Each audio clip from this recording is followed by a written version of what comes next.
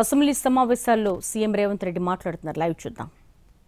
హుసేన్ గారు, కూనంనేని సాంబశివరావు గారు, వేముల వీరేశం గారు, వేముల ప్రశాంత్ రెడ్డి గారు, కేఆర్ నాగరాజు గారు, తోట లక్ష్మీకాంతరావు గారు, మందుల సామెల్ గారు, డాక్టర్ కోంపల్లి సత్యనారాయణ గారు, కాళే యాదయ్య గారు, సభ్యులందరూ తమ అభిప్రాయాలను తెలిపి 100% ఈ సభలో మాట్లాడిన ప్రతి సభ్యుడు ఎస్సీ ఉపకులాల వర్గీకరణకు అనుకూలంగా మాట్లాడి ఈ సభ మొత్తము ఈ వర్గీకరణ విషయంలో అండగా నిలబడ్డందుకు సభ్యులందరూ కూడా మనస్ఫూర్తిగా ధన్యవాదాలు తెలియజేస్తున్నాను. పార్టీలకు అతీతంగా రాజకీయాలను పక్కన పెట్టి ఈ సభ పూర్తి స్థాయిలో రాష్ట్ర ప్రభుత్వం ఒక ప్రక్రియను చేపట్టి ఆ ప్రక్రియ ద్వారా ఈరోజు బిల్లు రూపంలో సభ ముందుకు వస్తే అందరూ దీనికి సంపూర్ణంగా మద్దతు పలికినరు. మీ ద్వారా సభ్యులందరూ కూడా మనస్ఫూర్తిగా ధన్యవాదాలు తెలియజేస్తున్నాను. అధ్యక్ష, దీని నేపథ్యం దాదాపుగా 30 సంవత్సరాల నుంచి జరుగుతున్న సుదీర్ఘమైన పోరాటం. ఈ పోరాటం తెలంగాణ రాష్ట్ర ఏర్పాటు ప్రక్రియ ఎంత సంక్లిష్టంగా ఉండి చివరికి ఆ సమస్యకు ఒక పరిష్కారం దొరికిందో శాశ్వతంగా శ్రీమతి సోనియా గాంధీ గారి నేతృత్వంలో ఈనాడు ఈ వర్గీకరణ విషయంలో కూడా మాదిగా ఉపకులాల వర్గీకరణ కూడా సంక్లిష్టమైన సమస్యగా మారి తెలంగాణ సమాజం అదేవిధంగా ఆనాడు ఉమ్మడి రాష్ట్రంలో కూడా రకరకాల పోరాటాలను ఎదుర్కొని చాలామంది దీంట్లో చనిపోయిన వాళ్ళు ఉన్నారు. తెలంగాణ ఉద్యమంతో పాటు ఈ పోరాటంలో ప్రాణాలు అసలు బాసిన వాళ్ళు ఎవరైనా ఉన్నారంటే ఈ మాదిగా ఉపకులాల వర్గీకరణ సందర్భంగా పోరాటంలోనే చాలామంది చనిపోవడం జరిగింది. వాళ్ళందరికీ నివాళులు అర్పిస్తూనే ఈరోజు ఈ సమస్యకు ఈ సభ శాశ్వతమైన పరిష్కారం చూపించడం అనేది ఇది ఒక చారిత్రాత్మకమైన సందర్భం.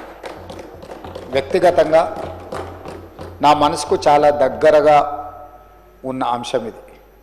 నేను జడ్పీటీసీగా, ఎమ్మెల్సీగా, ఎమ్మెల్యేగా, ఎంపీగా, ఈనాడు తెలంగాణ రాష్ట్ర ముఖ్యమంత్రిగా వివిధ బాధ్యతలు నేను ప్రజా జీవితంలో ఈ వర్గాల అండగా నిలబడి మా ఎదుగుదలలో పూర్తిగా సహకరించి ఈరోజు ఈ సమస్యకు పరిష్కారం చూపించడానికి నాకు ఒక అవకాశం వచ్చింది. అందుకే ఈ సమస్యను శాశ్వతమైన పరిష్కారం ద్వారా ఈ వర్గాలను ఆదుకోవాలన్న ఆలోచననే మా ప్రభుత్వం యొక్క విధానం. అధ్యక్ష, అదేవిధంగా అధ్యక్ష, దీని నేపథ్యం 2004 డాక్టర్ వైఎస్ రాజశేఖర రెడ్డి గారు ఈ వర్గీకరణ చేపట్టాలి, చట్టం చేయాలని చెప్పి ఇదే సభలో ఆనాడు వారు తీర్మానం ప్రవేశపెట్టి సభలో తీర్మానాన్ని ఏకగ్రీవంగా ఆమోదింపజేశారు. అధ్యక్ష, అదేవిధంగా ఆ తీర్మాన నేపథ్యంలోనే కాంగ్రెస్ పార్టీ 2007లో ఉషా మెహ్రా కమిషన్ నియమించి ఈ కమిషన్ 2008 మే నెలలో తమ నివేదికను కేంద్రానికి అందజేసింది. అధ్యక్ష, రాజ్యాంగంలోని ఆర్టికల్ 341లో సవరణలు చేయడం ద్వారా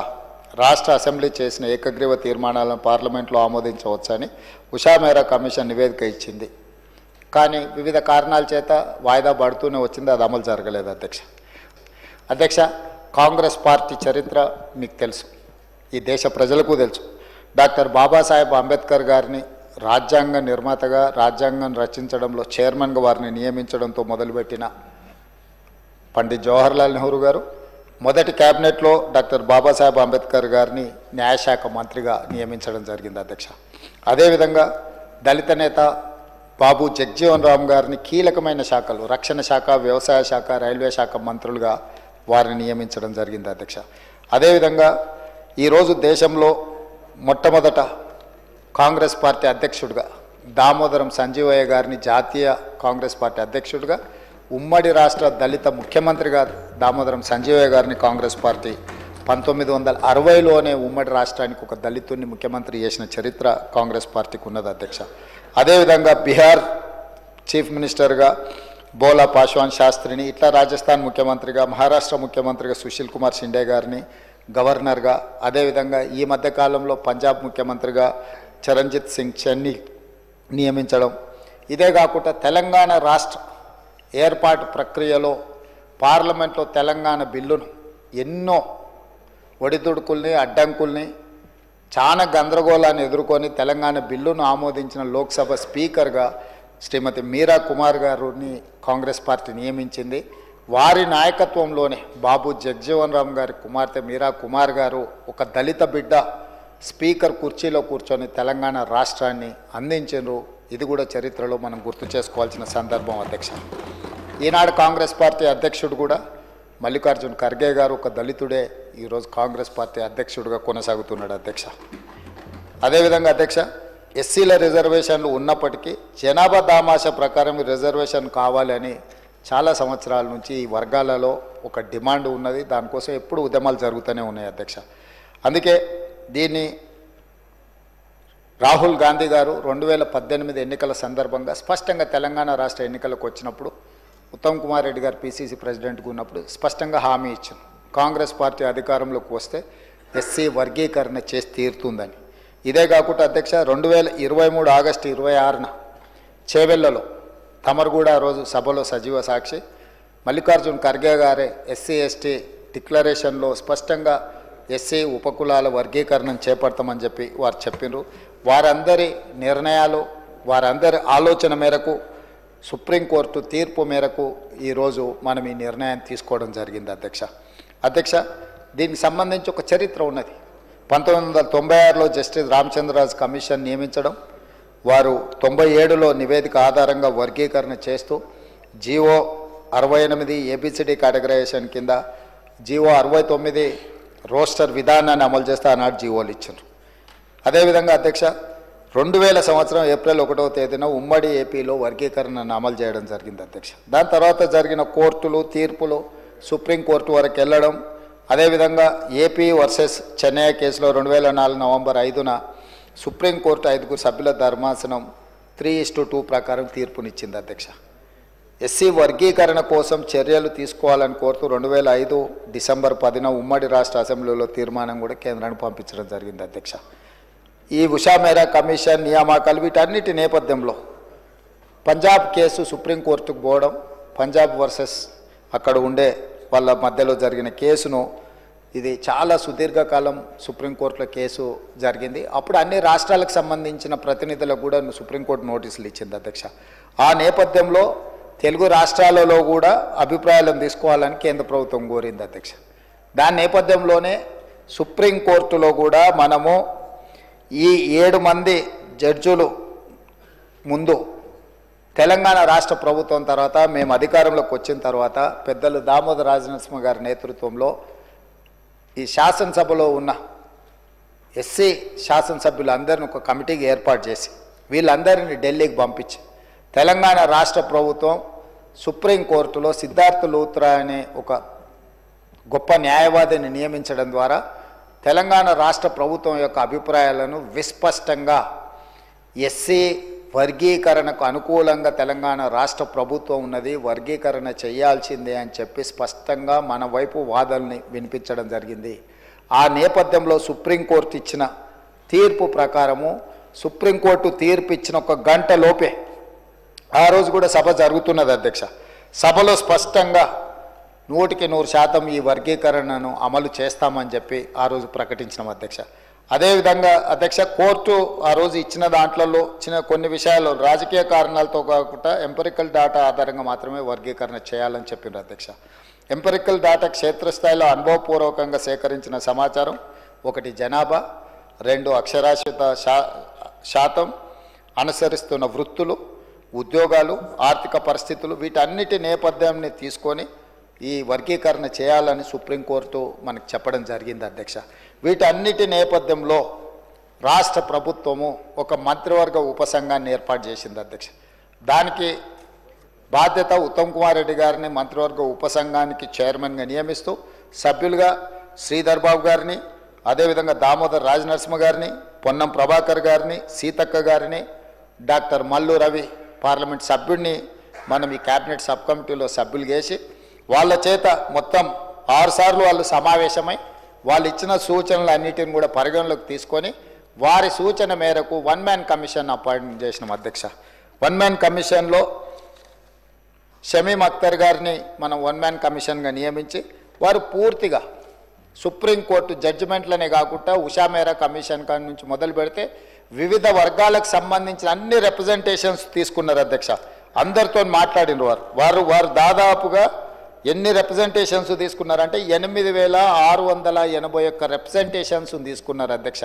జిల్లాలలో పర్యటన చేయడం కానీ వారి దగ్గరకు వచ్చి వివరాలు అందించిన వాళ్ళ యొక్క అభిప్రాయాలు అన్నిటినీ వారు తీసుకొని స్పష్టంగా వారు ఒక పూర్తి స్థాయి ఎక్సర్సైజ్ చేసి చాలా పారదర్శకంగా, ఎందుకంటే ఏ ఒక్కరికి కూడా ఇందులో అన్యాయం జరగకూడదు, ఈ కమిషన్ ఇచ్చే నివేదిక పట్ల ఎవరికి అనుమానాలు ఉండకూడదు అని ఒక ప్రత్యేకమైన కార్యాచరణ తీసుకొని అందరి అభిప్రాయాలు విని వారు ఒక స్పష్టమైన నివేదికను సూచనను తెలంగాణ రాష్ట్ర ప్రభుత్వానికి ఇవ్వడం జరిగింది. అధ్యక్ష ఈరోజు ఈ ఎస్సీ ఉపకులాలలో దాదాపుగా 59 కులాలు ఉన్నాయి అధ్యక్ష. ఈ 59 కులాలకు సంబంధించి ప్రభుత్వ రంగ సంస్థలలో వాళ్ళు చేస్తున్న ఉద్యోగాలు కానీ, విద్యా అవకాశాలు కానీ, రాజకీయ అవకాశాలు కానీ, గ్రాంట్ ఇన్ ఎయిడ్ సంస్థల నుంచి కూడా కమిషన్ సమాచారాన్ని సేకరించింది అధ్యక్ష. వీటన్నిటిని దృష్టిలో పెట్టుకొని జస్టిస్ షమీం అఖ్తర్ కమిషన్ తన నివేదికను 2025 ఫిబ్రవరి 3వ తారీఖున ఈ మంత్రివర్గ ఉపసంఘానికి సమర్పించింది అధ్యక్ష. 4 తారీఖు రోజు ఎంబడే మంత్రివర్గాన్ని ఏర్పాటు చేసి వారిచ్చిన కమిషన్ యొక్క సూచనలను తూచా తప్పకుండా ఆమోదించడం జరిగింది అధ్యక్ష. ఎక్కడ కూడా మనం కమిషన్ రికమెండేషన్స్ నుంచి డీవియేట్ చేయలేదు అధ్యక్ష. ఎందుకంటే 7 న్యాయమూర్తుల ధర్మాసనం ఇచ్చిన జడ్జిమెంట్ నేపథ్యంలో మంత్రివర్గ ఉపసంఘాన్ని ఏర్పాటు చేసి మంత్రివర్గ ఉపసంఘం 6 సార్లు సమావేశాన్ని చేసి అధికారులతో న్యాయ నిపుణులతో చర్చించి 1 మ్యాన్ కమిషన్ అపాయింట్ చేసిన 1 మ్యాన్ కమిషను వివిధ జిల్లాలు, వివిధ ప్రాంతాలు, వివిధ స్టేక్ హోల్డర్స్ని అందరితో మాట్లాడి వాళ్ళు ఇచ్చిన నివేదికలు కానీ 8681 రిప్రజెంటేషన్స్ని అన్నిటిని కూడా తీసుకొని క్రోడీకరించి చట్టపరిధిలో వారు చేయగలిగిన అన్ని అంశాలను పరిగణలోకి తీసుకొని వాళ్ళు ఒక నిర్ణయం తీసుకున్నారు అధ్యక్ష. దాని ప్రకారం 59 ఎస్సీ కులాలను 3 గ్రూపులుగా విభజించడం జరిగింది అధ్యక్ష. గ్రూప్ 1 కింద 15 ఉపకులాలను తీసుకొని వాళ్ళకు 1% సామాజికంగా, విద్యాపరంగా, ఆర్థికంగా పూర్తిగా వెనుకబడిన వర్గాలను గ్రూప్ 1 కింద తీసుకున్నాడు అధ్యక్ష. 1% రిజర్వేషన్ వాళ్ళకి ఇవ్వడం జరిగింది అధ్యక్ష. అదేవిధంగా గ్రూప్ 2 మధ్యస్థంగా లబ్ధి పొందిన ఎస్సీ కులాలు, మోడరేట్ బెనిఫిషియర్స్, వాళ్ళను 18 కులాలు ఉన్నాయి అధ్యక్ష. అందులో 9% రిజర్వేషన్లు వాళ్లకు ఇచ్చిండ్రు అధ్యక్ష. అదేవిధంగా గ్రూప్ 3 అధ్యక్ష గణనీయంగా లబ్ధి పొందిన, అంటే కొంచెం సిగ్నిఫికెంట్గా బెనిఫిట్ పొందిన వర్గాలు 26 కులాలు ఉన్నాయి అధ్యక్ష. వాళ్ళకు 5% రిజర్వేషన్. ఈరోజు రాజ్యాంగ పరిధిలో ఎస్సీలకున్న 15% రిజర్వేషన్లను గ్రూప్ 1 కింద 1%, గ్రూప్ 2 కింద 9%, గ్రూప్ 3 కింద 5%, 15% రిజర్వేషన్లను ఈ రకంగా పంచడం జరిగింది అధ్యక్ష. ఈరోజు ఎడ్యుకేషన్లో కావచ్చు, ఎంప్లాయ్మెంట్లో కావచ్చు, పొలిటికల్ రిజర్వేషన్స్ కావచ్చు, ఆల్ అదర్ రిజర్వేషన్స్ అన్నిటిని కూడా పరిగణలోకి తీసుకొని ఈరోజు ఈ ప్రభుత్వము ఈ నివేదికను తీసుకొని వచ్చి మీ ముందు పెట్టడం జరిగింది అధ్యక్ష. అందుకే అధ్యక్ష ఈరోజు ఈ చారిత్రాత్మకమైన సందర్భంలో ఒక మంచి నిర్ణయం మనం తీసుకున్నప్పుడు ప్రతిపక్షాలన్నీ కూడా ముందుకు వచ్చినాయి. ఈరోజు కృష్ణమాదిగతో మొదలు పెడితే చాలామంది 30-35 సంవత్సరాలలో ఈ ఉద్యమంలో చాలామంది పాల్గొన్నారు అధ్యక్ష. ఈ ఉద్యమంలో కూడా చనిపోయినారు. ఇంతకుముందు పెద్దలు దామోదర రాజనరసింహ గారు చనిపోయిన కుటుంబాల గురించి ఆలోచన చేయాలి అని వారు అన్నారు. ఎస్, తెలంగాణ ఉద్యమంలో చనిపోయిన వాళ్ళను లేదా మాదిగ ఉపకులాల వర్గీకరణకు సంబంధించి ఉద్యమంలో ప్రమాదవశాత్తు చనిపోయిన వాళ్ళని ఆదుకునే అవసరము, బాధ్యత ఈ ప్రభుత్వానికి ఉన్నది. నేను తమరి ద్వారా వారికి నేను మాట ఇస్తున్నా, రేపు ఇందిరమ్మ ఇండ్లు ఇచ్చే దాంట్లో ఈ కుటుంబాలకు ఖచ్చితంగా మొదటి ప్రాధాన్యత కింద ఇందిరమ్మ ఇండ్లు ఇవ్వాలి ఆ కుటుంబాలకు. ఎందుకంటే పిల్లలు చనిపోయింటారు, తల్లిదండ్రుల పరిస్థితి ఏ విధంగా ఉందో తెలియదు, కుటుంబ సభ్యుల పరిస్థితి ఏ విధంగా ఉందో మనకు తెలియదు. కాబట్టి వాళ్ళకు ఖచ్చితంగా ఇందిరమ్మ ఇండ్లలో మొదటి ప్రాధాన్యత కింద మనం వాళ్ళను ఆ కుటుంబాలను ఆదుకోవడానికి ఇల్లు ఇవ్వాలి అధ్యక్ష. అదేవిధంగా రాజీవ్ యువ వికాసం కింద నిన్ననే మనం కొన్ని పథకాలు ఇచ్చుకున్నాం. ఆ కుటుంబంలో చదువుకున్న యువకులు కానీ యువతులు కానీ ఆ కుటుంబం అంటే వాళ్ళ సోదరులు సోదరిమణులు ఎవరైనా ఉంటే వాళ్ళకి ఈ అప్ టు 4 lakhs ఏదైతే ఫైనాన్షియల్ అసిస్టెన్స్ మనం ఇస్తున్నామో వాళ్ళ ప్రాధాన్యత కింద ఆ కుటుంబాలకు, ఆ చనిపోయిన కుటుంబాలకు ఈ రాజీవ్ యువ వికాసం స్కీమ్లో కూడా వాళ్లకు అవకాశాలు కల్పించాలని చెప్పి తమరి ద్వారా వారికి మాట ఇస్తున్న అధ్యక్ష. ఇది ప్రభుత్వం యొక్క బాధ్యత. ఎందుకంటే ఒక ఉద్యమం జరిగినప్పుడు, ఒక పోరాటం జరిగినప్పుడు ఎవరైతే ప్రాణాలు కోల్పోయినరో ఆ కుటుంబాలను ఆదుకోవాల్సిన బాధ్యత మన అందరి మీద ఉన్నది అధ్యక్ష. అందుకే అధ్యక్ష ఈరోజు ఏ నిర్ణయం తీసుకున్నా 51% ఆమోదిస్తే సరిపోతుంది ప్రజాస్వామ్యంలో. కానీ ఈ నిర్ణయంలో 100% అందరూ ముందుకొచ్చి నిలబడి ఈ వర్గీకరణకు సంపూర్ణంగా మద్దతు పలికినరు. ఇకనైనా ఈ సమస్యకు శాశ్వతమైన పరిష్కారం దొరుకుతుంది. ఈ చర్చలో పాల్గొన్న వాళ్ళందరూ బీఆర్ఎస్ కావచ్చు, బీజేపీ కావచ్చు, ఎంఐఎం కావచ్చు, సిపిఐ కావచ్చు, బయట ఉన్న చాలా సంఘాలు కూడా ఈరోజు ప్రభుత్వం తీసుకుంటున్న ఈ చర్యల్ని సమర్థిస్తున్నారు. కాబట్టి అదేవిధంగా మా మిత్రులు వివేక్ వెంకటస్వామి గారు రిజర్వేషన్ పర్సంటేజ్ 15 నుంచి 18% పెంచాలి పాపులేషన్ అని అన్నారు. ఎస్, వాళ్లకు దామాషా ప్రకారము జనాభా ప్రాతిపదికన రిజర్వేషన్లు పెంచాల్సిన బాధ్యత ప్రభుత్వాల మీద ఉన్నది. 2026 జనాభా లెక్కలు పూర్తి కాగానే ఆ పర్సంటేజ్ ప్రకారం రిజర్వేషన్లు పెంచడమే కాకుండా దామాషా ప్రకారం ఆ రిజర్వేషన్లని ఈ గ్రూప్ 1, గ్రూప్ 2, గ్రూప్ 3కి పంచే బాధ్యతను మన ప్రభుత్వం తీసుకుంటుందని చెప్పి సభ ద్వారా వారికి స్పష్టంగా నేను చెప్పదలుచుకున్నాను అధ్యక్ష. ఎందుకంటే ఒక రిజర్వేషన్ పెంచాలంటే ఇప్పుడు మన దగ్గర ఉన్న డేటా, మన దగ్గర ఉన్న సమాచారం 2011 యొక్క జనాభా లెక్కలు మాత్రమే మన దగ్గర ఉన్నాయి అధికారికంగా. ఆ తర్వాత జనాభా లెక్కలు జరగలేదు కాబట్టి రిజర్వేషన్లు పెంచడానికి ఒక సహేతుకమైన విధానం ఉండాలి. ఇప్పుడు కేంద్ర ప్రభుత్వం తిరిగి జనాభా లెక్కలు మళ్ళీ మొదలు పెడుతుంది. 2020లో నాకు తెలిసి ఆ జనాభా లెక్కలు మొత్తం తేలుతాయి. ఆ జనాభా లెక్కల ప్రకారము ఎస్సీ రిజర్వేషన్లను కూడా పెంచుతుంది ఈ ప్రభుత్వము. ఈ ప్రభుత్వానికి స్పష్టమైన విధానం ఉన్నది.